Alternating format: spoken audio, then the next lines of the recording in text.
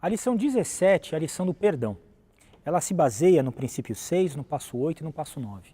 O princípio 6 ele diz assim: examino todos os meus relacionamentos, oferecendo perdão àqueles que me fizeram mal e reparando os danos que causei a outras pessoas, exceto quando fazê-lo provocaria mais danos a essas pessoas ou a terceiros. Mateus 5,7 diz: felizes as pessoas que têm misericórdia dos outros, pois Deus terá misericórdia delas. E Mateus 5,9 diz: felizes as pessoas que trabalham pela paz, pois Deus as tratará como seus filhos. O passo 8 é aquele que fala: fizemos uma recuperação, uma relação de todas as pessoas a quem prejudicamos e nos dispusemos a reparar os danos a elas causados. Os tolos pecam e não se importam, mas os bons querem ser perdoados, é o que diz Provérbios 14:9. E o passo 9 é o seguinte: fizemos reparações diretas a tais pessoas, sempre que possível, exceto quando fazê-lo implicaria prejudicá-las ou a terceiros.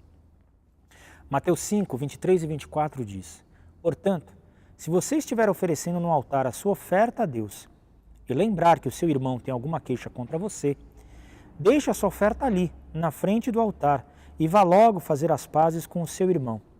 Depois volte e ofereça a sua oferta a Deus. O perdão, ele é um processo por Deus que ele tem 3 aspectos, 3 características. E se você quiser se ver realmente livre das tuas feridas do passado, da raiva, do ressentimento que você tem, você vai precisar que Deus te perdoe e perdoar em todas as áreas da sua vida. Você vai precisar passar por esses 3 aspectos do perdão. E o primeiro deles é o seguinte: você já aceitou o perdão de Deus por você? Você precisa entender que o sacrifício de Cristo na cruz, ele foi suficiente para resolver tudo o que você precisava resolver. O sacrifício de Cristo na cruz, ele resolveu toda a culpa do nosso passado, toda a culpa do presente e até do futuro. Ele perdoou todos os nossos pecados.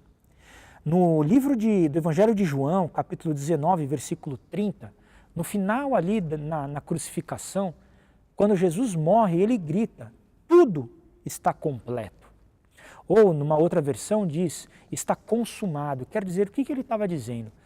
Tudo o que precisava ser feito para que você fosse salvo, para que você fosse perdoado pelos seus pecados, eu fiz.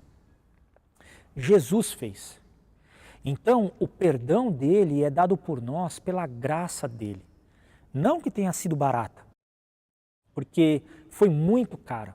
O preço pago por nós na cruz foi muito alto, mas tudo o que precisava ser feito foi feito por Jesus. Romanos 3, 22 a 24 diz assim: Deus aceita as pessoas por meio da fé que elas têm em Jesus Cristo. É assim que ele trata todos os que creem, pois não existe nenhuma diferença entre as pessoas. Todos pecaram e estão afastados da presença gloriosa de Deus. Mas pela sua graça e sem exigir nada, Deus aceita todos por meio de Cristo Jesus, que os salva. Deus nos dá pela graça, mas você precisa aceitar o perdão dele. O segundo ponto é: você já perdoou aqueles que o feriram? O que acontece? O perdão às outras pessoas, ele é um processo sobrenatural de Deus na tua vida. Mas se você quiser ter uma vida livre, você vai precisar abrir mão do que as pessoas fizeram por vocês, por você no passado. Você vai precisar abrir mão daquele sentimento de vingança que você tem e até do ressentimento das tuas feridas do passado. Enquanto você não conseguir abrir mão disso, você não vai ter uma vida verdadeiramente livre. Romanos 12, 17 e 18 diz assim: não paguem a ninguém o mal com o mal. Procurem agir de tal maneira que vocês recebam a aprovação dos outros. No que depender de vocês, façam todo o possível para viverem em paz com todas as pessoas. E o que pode acontecer na tua experiência também? Talvez na relação de pessoas que você vai precisar perdoar, tenha uma questão de que você vai precisar se reconciliar com Deus. Por quê? Pode ser que você tenha culpado a Deus pelos problemas que aconteceram com você no passado, principalmente se foi algo ruim que foi feito por outra pessoa na sua vida. Mas entenda que Deus não provoca o mal na vida de ninguém. O mal causado na sua vida e na minha vida foi causada pela vontade da outra pessoa, pelo livre-arbítrio do outro. Deus respeita o ser humano e Ele não invade o ser humano. Ele deixa com que cada pessoa tenha a sua própria vontade. E se foi da vontade de um terceiro fazer mal a você ou a sua família, foi culpa desta pessoa, não de Deus. 1 Pedro 5,10 diz assim: mas depois de sofrer por um pouco de tempo, o Deus que tem por nós um amor sem limites e que chamou vocês para tomarem parte na sua eterna glória, por estarem unidos com Cristo, Ele mesmo os aperfeiçoará e dará firmeza, força e verdadeira segurança.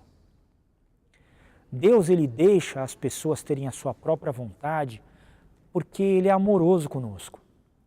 E isso é verdade na vida para que, se eu chegue para Ele e digo o seguinte: Deus, eu te amo, somente é verdade se puder existir a possibilidade de eu dizer para Ele: Deus, eu te odeio.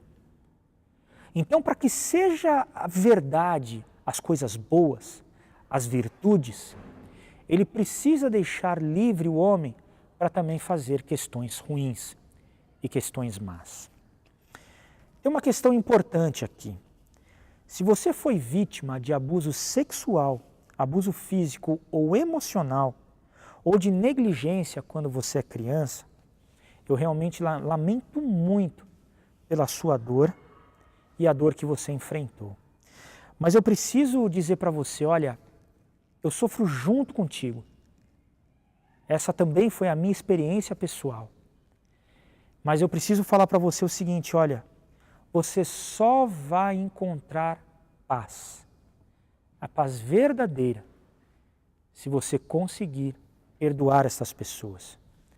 Você só vai se sentir livre daqueles que abusaram de você até quando você for capaz de perdoá-los.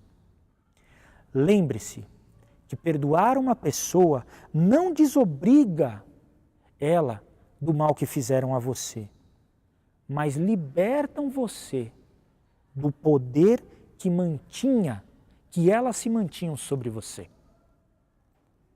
E tem mais uma coisa importante que eu quero dizer para você.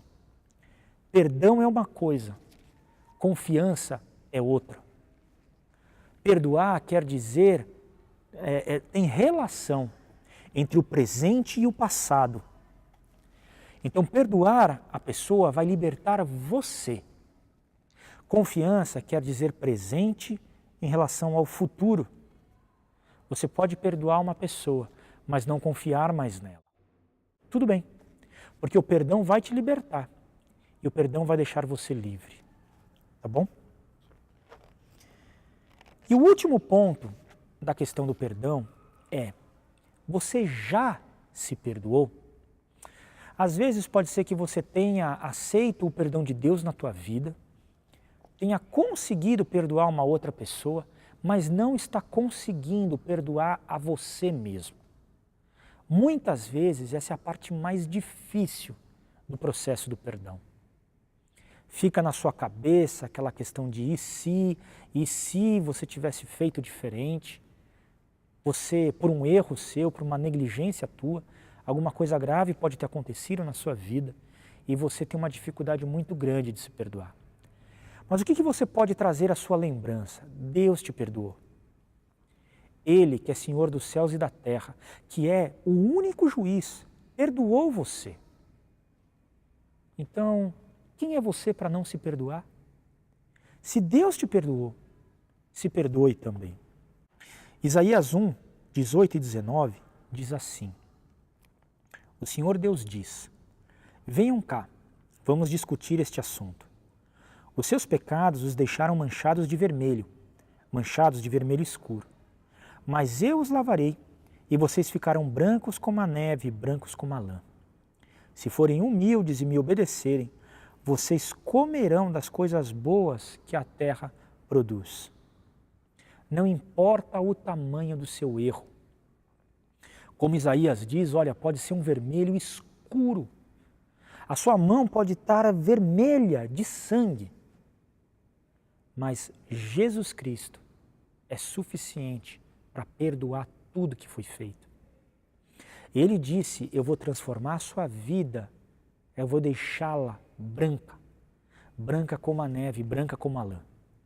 Ele te perdoou. Se Ele te perdoou, você pode se perdoar também. E lembre-se, Romanos 8:1 diz assim, agora já não existe nenhuma condenação para as pessoas que estão unidas com Cristo Jesus. Toda a sua culpa foi perdoada por Ele. Siga em frente. Lembre-se que o perdão ele é um processo e aceite em sua vida esses 3 pontos do perdão. O perdão de Deus na sua vida, o teu perdão pelas outras pessoas e o perdão a você mesmo. Um abraço.